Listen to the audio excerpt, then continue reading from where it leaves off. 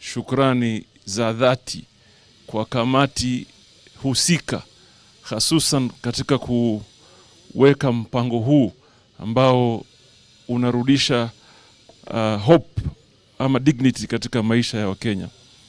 Kile ambacho ningependa kusema na ni muhimu zaidi, Wakenya waelewe, sisi kama chama cha ODM, kitu ambayo imetuleta hapa leo ni respond to the needs of the people today. Majanga ambayo wameshika leo na ambayo yanaendelea kushika.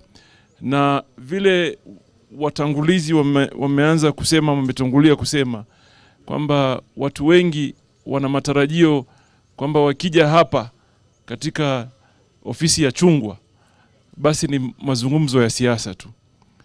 Utakuta kwamba misimamo yetu hata kama yanapelekwa na siasa, sisi kwa muda mrefu tuko na mpango kabambe ambao unachunga dignity ya mwananchi katika taifa letu. So what we are doing here today is to reestablish a conversation that ensures katika janga hili watu wasipelekwe kiholela holela. And what is important to note, ama muhimu zaidi kulitia thamani, ni kwamba sahihi wa Kenya unatuhitaji sisi na wewe ambaye uko pande ile.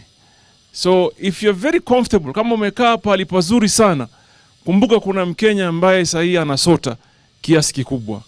Na vile Red Cross imetueleza hapa leo kwamba msaada unaohitajika sasa zaidi sio chakula pekee. And in fact, we are challenged. Somebody asks a question, you give someone food who has no shelter, who doesn't have the ability to even make use of the food or cook the food. Sometimes it defeats the purpose. And therefore we must have the priority of ensuring our people live in dignity, people live in secure homes, sustainable homes.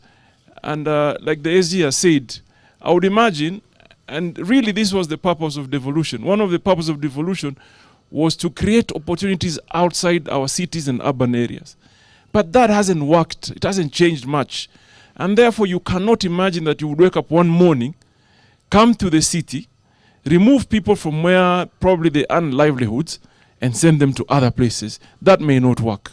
And therefore we are calling on a transparent process, processes that can stand the test of time, that can be accountable, and most importantly, we urge that it be driven by non-partisan or bipartisan arrangement, which in this instance, we have Red Cross with us. So we are here to pledge our support and partnership to Red Cross and beyond Red Cross, so that we can be able to say we are responding to the needs and the demands of our people at the moment. Sitaki kusema zaidi hapa, niulize tu tafadhali mchango wowote ambao unaweza kuleta, this center will receive.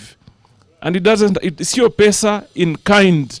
Ukiwa na mabati leta, ikiwa uko na unga leta, ikiwa uko na magodoro leta, ukiwa na vitabu leta, ukiwa na kalamu leta, ili watu wetu wapate msaada ambao wanahitaji sasa kwa haraka na wepesi na uwezekana.